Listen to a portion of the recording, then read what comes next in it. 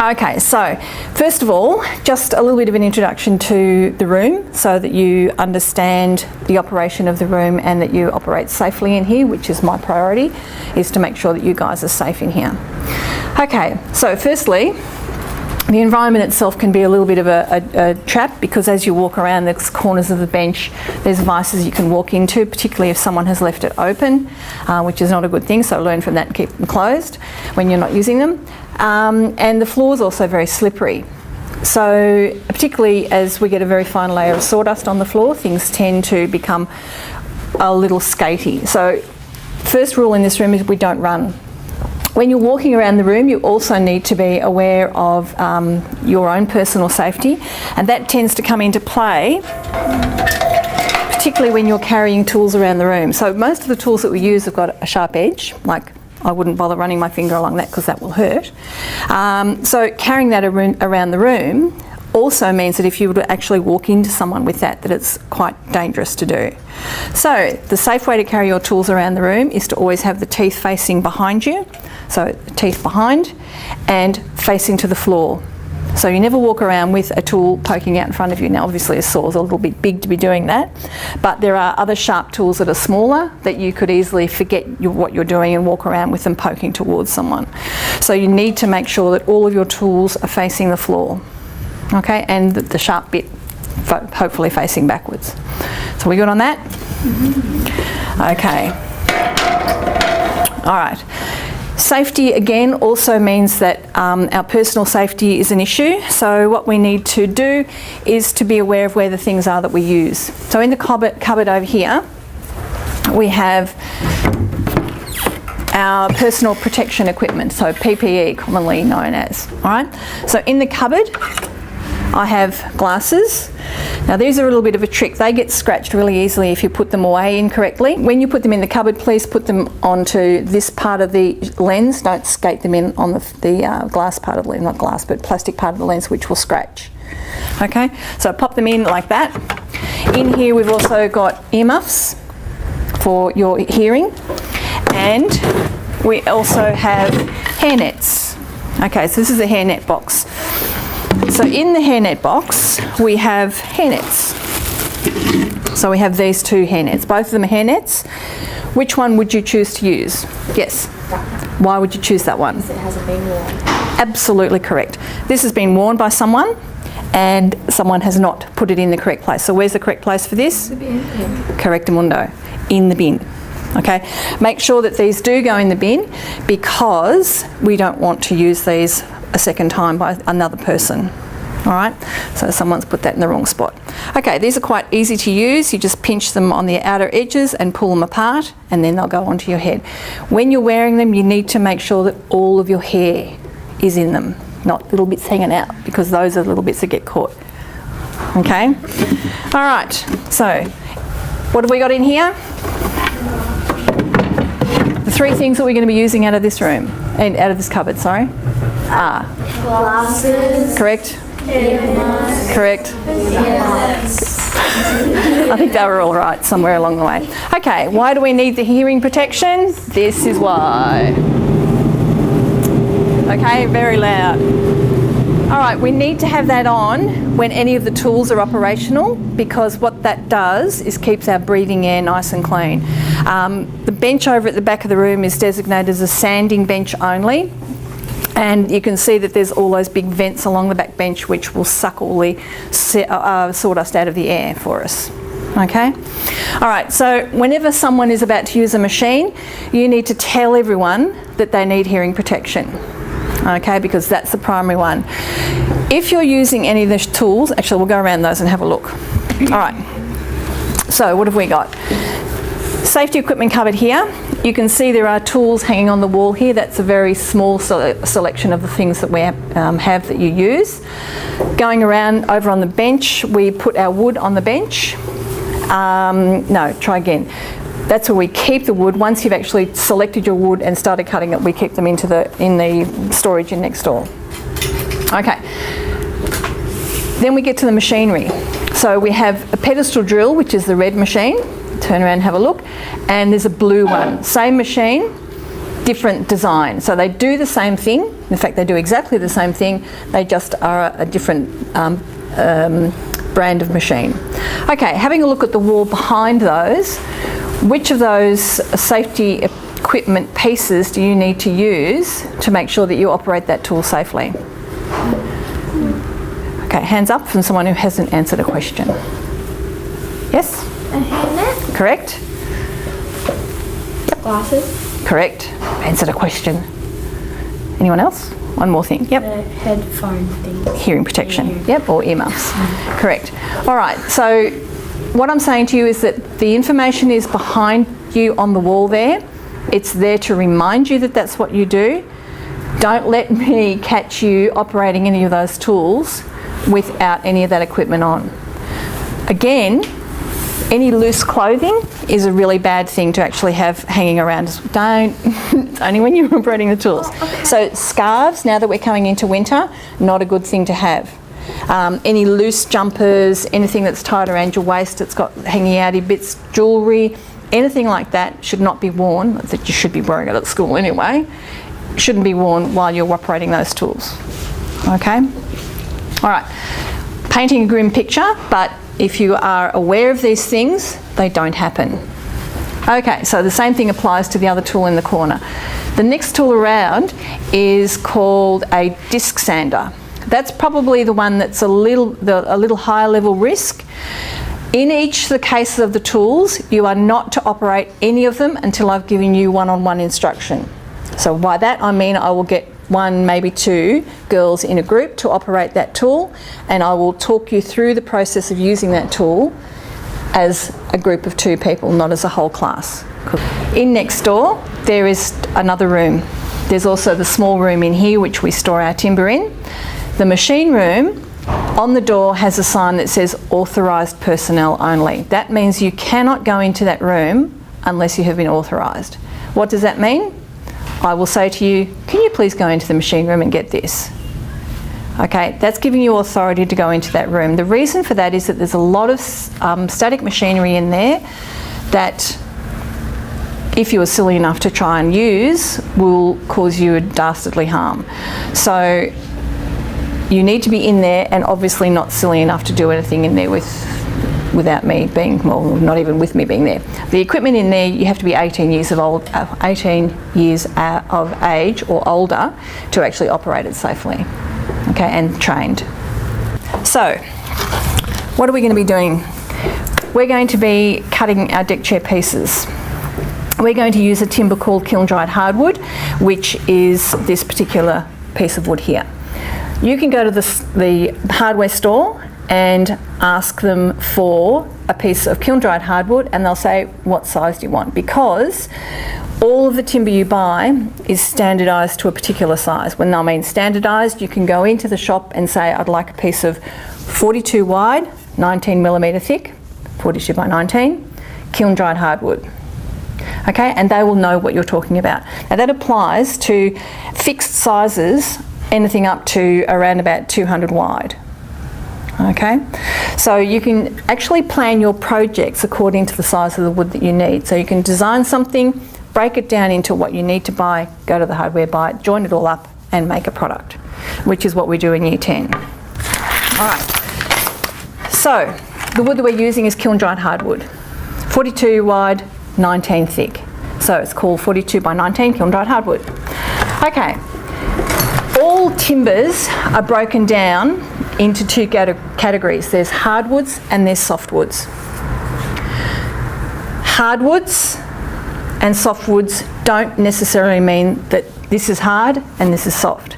It's a category that's given to a particular type of tree. So all wood or all trees fall under the category of either hardwoods or softwoods. The leaves are the thing that make the difference between a hardwood and a softwood tree. Hardwoods are all broadleaf trees. Softwoods are all needle-leaf trees. All right, so this is called radiata pine. Let's have a look at this. You can see that it has these lines running through it. Just about every timber will have some semblance of these lines growing through it. These are actually a year of growth in the tree. So for every year, every dark line it's a year of growth in that tree. Okay, so you can have a look at, I'm sure you've all had a look at a tree where it's been cut off and you can count the growth rings. Okay, and you can say, oh, that tree is 50 years old when it was cut down. A bit sad, but so that's sort of, you can see the partial growth ring on the end of that piece of wood. You can see that too. Okay, so those are actually lines that develop each time the tree grows for a year. So where it's dark, it's actually a winter in the tree. So you can see that the darker lines are a little bit narrower, where the tree is cold and it doesn't grow very much. And where the lighter timber is a spring and summer growth in the tree. And it tends to grow a lot more, lots of water, lots of leftover winter rain in the soil, so it tends to grow more. So the grain line's running through the piece of wood here. If we have a look at these pieces of wood, we can see that this one has been cut from here, and this one has been cut from here. So looking at those grain lines in your piece of wood, can you see that? Okay, see that? All right, so looking at the grain lines in these two pieces of wood, which way is the grain running in this one? Put your hand up. Yes? Are the grain lines the lines? Yes, the lines. They're going that way. Across, okay, and this one? Would you like to have a go? Which way are the lines running in this wood? Is it this way or this way? Going up. Correct, excellent. Okay, so this one has the grain going across, this one has the grain going along. Who'd like to have a go at trying to break my little piece of wood? You put your hand up first. So see if you can snap it in half. My little tiny piece of wood.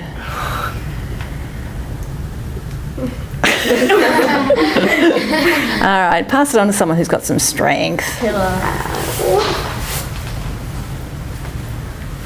No? All right. Who'd like to have a go with this one?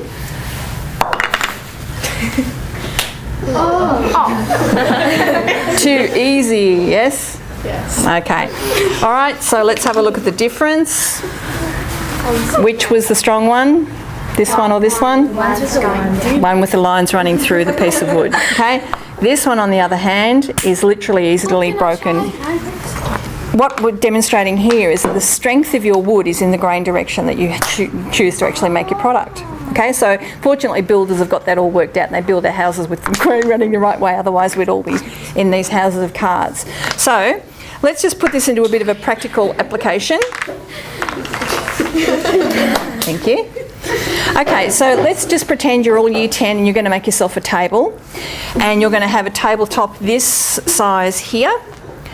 What direction would you have your grain running through? Yes? That way. Excellent. Okay. Having it running through the tabletop long ways. If you have your grain running across and you stood in the middle of that table, absolutely. Okay? But lengthways, you can have 10 people standing on that, depending on thickness of the wood, obviously. Okay, so it's all about applying a little bit of knowledge to what we're doing. As I said, fortunately, they've got it worked out. Okay, so the wood that we've got here, kiln-dried hardwood. When you're ready. Thank you. Okay, so kiln-dried hardwood, measurement 42 across, 19 millimetres thick. That's the wood that we're going to use to cut all of our pieces. Up on the board up here, we have a cutting list. So our cutting list is where we draw our measurements from, or actually gives us all the information. So when you actually have a book that you're following a pattern from or something like that, they will always give you a set of measurements that you can interpret to actually make your product. So we have up here the number that you need. So we need to how many? 2. Correct. Okay, and how long do they have to be? 400. Correct again. So this will actually give you the dimensions of the wood that you're using. So you're using 42 by 19. Don't have to worry about that column because that's already in the wood that we've got. Okay, so the measurements you need to worry about and the amount is you need to know this, you need to know this, and that's your cutting list. So 2 at 400, 2 at 850, 2 at 1200. Yeah? Okay, the next thing is that the wood we buy isn't all the same length. So you can imagine, for example, I've just bought this piece of wood and I've spent $100 buying it. That's not what it cost. But if it cost $100, what would I be trying to do? Yes? Like get as much like pieces of wood out of it that you need. Perfect answer. You want to use as much of that as you possibly can. Okay, excellent answer. 100 out of 100 for that answer. Okay, so what we're going to have to do is to get ourselves a piece of wood, measure the overall length of it, and then try and work out how many of these pieces we're going to actually get out of that piece of wood that we've got. Okay, so let's have a look at the piece of wood that we've got here. It's a bit of a trick, Rob, that thing. Okay, so having a look at this piece of wood, is there something about this piece of wood that would make you go, oh, that's not very nice? Yes? The dark. Yep. Okay, that's a resin line through the piece of wood. It's a common feature in the wood, but it's also a bit of a problem because it's like a rot that goes through the timber. And you can find sometimes that if you have this on one side and it comes through to the other side, it's actually creating a bit of a fracture between that, the two surfaces. So if you were to cut this here and here, you may find that this piece will actually drop off. So what I'm asking you to do is just double check your piece of wood when you get it for anything you think is not really suitable. So it may be a small crack. Cracks are usually not a problem, but if it does go through, it will be a problem. On the surface, we can get away with it. Okay, gum lines or resin lines, avoid those, and maybe also have a look at to see if any splits are off the end of it as well. Okay, I'm just going to use this to demonstrate on just so that I can show you what you need to do. So what we've got here is a metre ruler. Anyone want to guess why I would choose to measure the length of the wood with the metre ruler? Yes? Because you want to measure it in metres and a 30 centimetre ruler will take forever. Correct. And what else am I going to be possibly doing with the 30 centimetre ruler? Every time I lay it down, Mark incorrect. I may get an incorrect and plus you've also got to add 30 and 30 and 30 and 30. This way it's a much quicker and efficient way of doing it. Okay, good responses. All right, so what we're going to do here is make sure that our pencil is nice and sharp. Oops. Will not break it. The other thing too is try to select an HB pencil out of the box. They're just a little bit hard and they tend to, it's a little bit easy to get them off. If you use an a softer pencil like a 2B or a 4B, they tend to leave a little bit of a carbon line in the wood and they're harder to get rid of. So anyway, just get rid of them. Yeah, just use an HB pencil if you can find it. Okay, so I'm going to measure the thing overall. I'm going to start at the very end. The measurements on these rulers actually start at the end. Okay, so that's 0. For some reason, girls have started at 10. I'm not too sure why they do that. But with these rulers, they start at the end. So you can actually mark a line on your piece of wood and then put the end of the ruler on that line so you actually get an accurate reading. All right, so we've got 1 metre. Get your thinking caps on because I'm about to get you to work these in. 2 metres, we're up to 3. Oh, long bit. 4. 4,250. Okay, so we have 4,250 millimetres. This is your cutting list. Give me some numbers that we can get out of that piece of wood.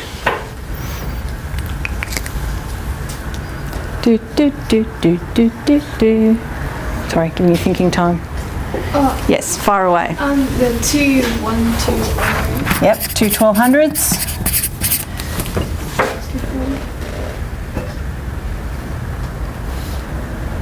So if you take your 2 1200s, how much have you got left?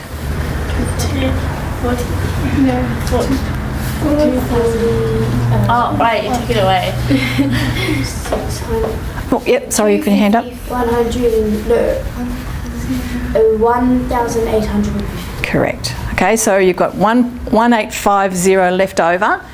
What other of these pieces are you going to be able to get out of that? Yep. The 850. 1850. And then 2 400s. 2 400s. Okay, we'll go with that and see what we get. So 2, 4, 8, 16, 3, 650. Not there yet. Add another 400. Add another 400. Well, and then we have 1 spare of the 850. What about instead of having 1 400, you have? You can do 850s. Now we're thinking. So 1200, 1200, 850, 850, yeah? 0, 10, 8, 16, 17, 18, 19, 20, 21. Oh, I got that wrong. That should be a 4 there as well. Sorry. Okay, so we're getting closer. 4100. How much does it actually leave? 150. Okay, let's have a look at that in reality. 150. That's how much waste we're going to have. That's actually not too bad. Okay, so by a process of elimination, you guys have been able to work out the best fit for that piece of wood. Well done. Good job. Okay, so you're going to have to do that for your own piece of wood when you get it. All right. So let's go back through it quickly. Measure the length. Get yourself a piece of paper. We're all looking at our watches thinking, immunisations. Piece of paper. Work out how many of those pieces are going to fit. And then we'll start marking it out. I'm going to show you today how to do the marking out. With our piece of wood, we've decided we've got this lot here, so 2 1200s, 2 850s, easy done. The tool that we're going to use to mark those lines across is called the square. Okay, this is a tool that's commonly used in woodwork and it gives you right angles, but only if you use it properly. To use it properly, it has to sit hard against the edge of the wood. You don't use it like you would a ruler, where you just lay it down and then draw your line across, because that will give you inaccuracy. Thumb on the back edge of it, hard against the edge of the wood, and hold it like that. Okay? So that it is set up as a right angle, and when you rule that across, it will be a right angle. Very important in wood. Okay, so I've got 1200 on my first one. Now there's one of these big rulers that actually has 1 metre and 1 centimetre on it. Just be wary of it. So if you get that one, just make sure that you're actually marking it on the metre, not the metre and 1. Okay, so I'm going to use my square to mark that line across. I'm going to come back down here, use my square to mark that across. That's my first piece of wood. I would like you to have a little bit of extra on the end of your piece of wood so that we can then use the machinery to make it the correct length. Cutting straight's always a bit of a trick, and by cutting exactly to start with, you've got nowhere to go. So by making it a little bit longer, we can then trim it back to exact size. Because if you have pieces of wood that are uneven, you're going to end up with a rocking chair. Are we making rocking chairs? No, we're making deck chairs. Okay. All right.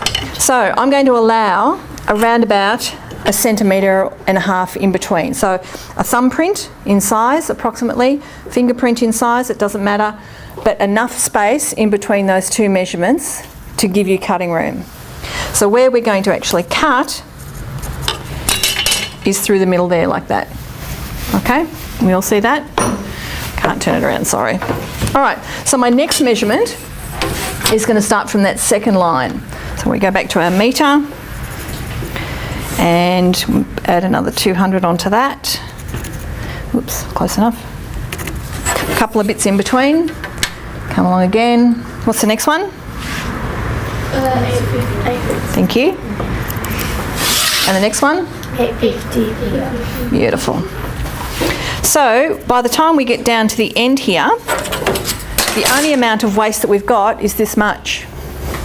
So if that was a $100 piece of wood, we've probably wasted $5, maybe. In reality, it's not a $100 piece of wood, it's probably about $20 or so. So we've only lost a couple of dollars worth, or maybe $1 worth. So it's good. That's exactly where we want it to be. All right, so now that I've put my markings on, I'm going to go back and work out where I've done everything. See, should have done it as I was going. Okay, that one there. Oh dearie me. There it is. So making sure that you use the square accurately. And Bob's your uncle. Okay, one thing I didn't, or did I say? Have a sharp pencil? Yeah. Okay, have a sharp pencil, really important. If you get thick lines, that can actually add measurement onto things, and you don't want to do that. All right, so that's ready to go. And I think we probably are too.